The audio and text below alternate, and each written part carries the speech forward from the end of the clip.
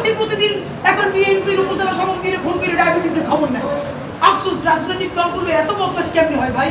এলাকায় গিয়ে যদি এই এলাকা শুরু করি, আমার পিটাইয়া ছালবা লুকিয়ে এবার ঢাকায় পাঠাই।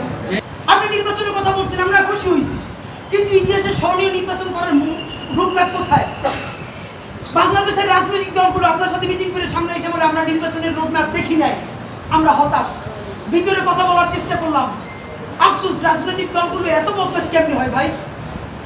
ভিতরে তারা একটা বারো ভালো করে কোনো রাজনৈতিক তারা নির্বাচনের ম্যাপ দেয় না। প্রধান উপদেষ্টারে তারা গিয়ে বলে বড় দলগুলা, ওই পেট্রো বাংলার চেয়ারম্যানটা কিন্তু আমাদের লাগবে, অমুক বিশ্ববিদ্যালয়ের ভিসি কিন্তু আমাদের লাগবে, স্বরাষ্ট্র আর জনপ্রশাসন মন্ত্রণালয়ের সচিবটা কিন্তু আমাদের লাগবে।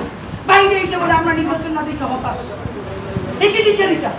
আপনার প্রতি অনুরোধ, এই যে আপনারা বাইরে এসে বলে যে আপনি নির্বাচন দেন না, আপনি কেন প্রেস মিট করে বলেন না বিএনপি আমার পেট্রো বাংলা চাই, জামাত আমার স্বরাষ্ট্রমন্ত্রী চাই, এনসিপি আমার কাছে জনপ্রশাসন চাই, বলে দেন। ধরেন আপনি বইলে দিচ্ছেন, করবি কি মারবে? আপনি এমনি একদিন বইলে দেবেন, নাতি করবে, আপনি বইলে দেন না, ওদের নেইতে বইলে দেন। রাজনৈতিক শক্তির আমরা পক্ষে, কিন্তু রাজনৈতিক দলের নামে নিপীড়নের পক্ষে আমরা নয়।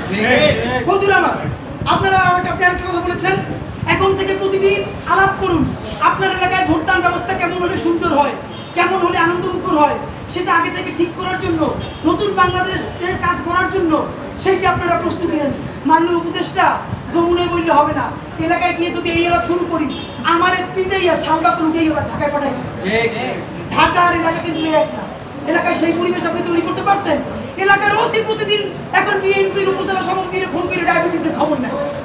তা আমার কথা যদি বিএনপির বিপক্ষে যায়, আমার কথা যদি জামাতের বিপক্ষে যায়, তারা তো আমার গৌরবে দিয়া কি করবে তা তো আপনি বুঝতে পারতেছেন না। প্রধান উপদেষ্টা, মাননীয় উপদেষ্টা, শেষের দিকে আপনি আরেকটা কথা আপনাদের বলা দরকার। আপনি এখানে খুবই স্পেসিফিকলি বারবার নির্বাচনের যে রোডম্যাপটা দিয়েছেন, আমি অত্যন্ত খুশি হয়েছি। আপনার হাতে সময় আছে 6 মাস। আপনাকে চূড়ান্তভাবে আমরা কয়েকটা প্রস্তাবনা দিতে চাই। নাম্বার 1, এই 6 মাসের মধ্যে আপনি একটা আপার হ্যান্ড নেবেন। সেই আপার হ্যান্ডের চূড়ান্ত কাজ আগামী 1 সপ্তাহের মধ্যে আপনি ইন্টারিম ভেঙে দেন।